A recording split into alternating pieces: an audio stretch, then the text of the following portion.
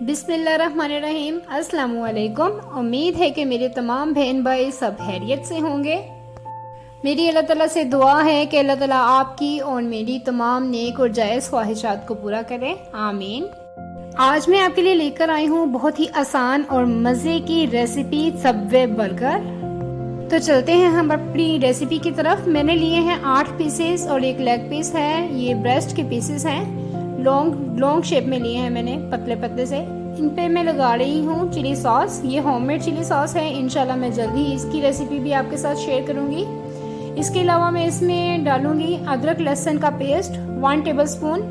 8 pieces हैं chicken के breast के, इसमें 1 टेबल स्पून अदरक लहसुन का पेस्ट, नमक हस्बे ज़रूरत। और अब मैं इसमें डाल रही हूँ 3 टेबल स्पून सिरका, विनेगर। और अगर आप ज़्यादा स्पाइसी खाते हैं तो आप इसमें हाफ टी स्पून सुरख मिर्च भी ऐड कर सकते हैं। अब मैं इसे मिक्स कर लूँगी हाथ की मदद से या चम्मच से, जैसे भी आपको इजी लगे।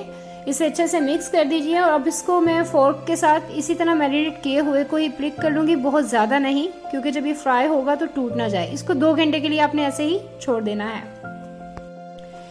जी, चिकन को मैरिनेट किए हुए 2 घंटे हो चुके हैं। अब मैंने लिया है 1 कप मैदा है। इसमें मैं 3 टेबल स्पून कॉर्नफ्लावर डाल रही हूँ। और इसमें मैं डालूंगी सुरख मिर्च, 1 टीस्पून सुरख मिर्च। आप अपने टेस्ट के मुताबिक भी डाल सकते हैं। मैं कम इसलिए डाल रही हूँ क्योंकि मैं इसमें काली मिर्च भी डालने वाली हूँ। इसके बाद इसमें मैं डाल रही हूँ नमक, आप अपने टेस्ट के मुताबिक डाल लीजिएगा। और 1 टीस्पून मैं इसमें डाल रही हूँ काली मिर्च। इसको अच्छे से मिक्स कर देना है और यकजान हो जाइए। और बिल्कुल इसमें पानी नहीं ऐड करना, ये ड्राई ही मटेरियल रहेगा। दूसरी तरफ एक प्याली में मैंने लिए है 3 टेबल स्पून चिली सॉस है। इसमें मैं 3 टेबल स्पून ही मायोनीज ऐड करूंगी और इसको अच्छे से मिक्स कर लूँगी। तो अगर अभी तक आपने मेरे चैनल को सब्सक्राइब नहीं किया तो आपसे रिक्वेस्ट है कि मेरे चैनल को सब्सक्राइब कर लीजिए और बेल आइकन को प्रेस कर लीजिए ताकि मेरी वीडियोस बआसानी आप तक पहुँच सकें। जी, चिकन मैरिनेट किए हुए 2 घंटे हो चुके हैं और ये ड्राई मटेरियल भी हमारा रेडी है। अब हमने इसकी कोटिंग करनी है, तो मैं आपको बताती हूँ कोटिंग कैसे करनी है। 1 बाय 1 आपने एक चिकन का पीस लेना है और इसमें इसको मैदे और कॉर्नफ्लोर में इसको अच्छे से इसके ऊपर कोटिंग कर दीजिए। और इसके बाद आपने बिल्कुल पहले सॉफ्ट हैंड से इसकी कोटिंग कीजिए और उसके बाद आपने इसको बिल्कुल इसी तरह गूंदना है जैसे हम आटे को गूंदते हैं। मसल लीजिए आप मैदे में अच्छे से, ताकि कोटिंग बहुत अच्छे से हो जाए। इसके बाद मैंने ठंडा पानी लिया है जिसको मैं पहले ही फ्रीज़र में रख लिया था और काफ़ी ठंडा है ये। इसको 1 सेकंड के लिए चिकन के पीस को मैं इसमें डिप करूँगी पानी में। और चिकन की कोटिंग क्रिस्पी और अच्छे से कोटिंग करने के लिए ये बिल्कुल ज़रूरी है कि आपने इसको इस तरह से पानी में डिप करना है और फिर दोबारा से इसको मैदे में फिर से कोटिंग कीजिए और फिर इसको चिकन के पीस को अच्छे से मसल लीजिए ताकि कोटिंग बहुत ही ज़बरदस्त से हो जाए। बिल्कुल ये फ्राई करते हुए उतरे नहीं और क्रिस्पी भी होगी। इंशाल्लाह जब हम फ्राई करेंगे तो बहुत ही मज़े के चिकन पीसेस बनेंगे। बिल्कुल इसी तरह से मैं तमाम चिकन के पीसेस की कोटिंग कर रही हूँ 1 बाय 1 और फिर मैं इसको फ्राई करूँगी। फ्राई करने के लिए ऑयल मैंने गर्म होने रख दिया है।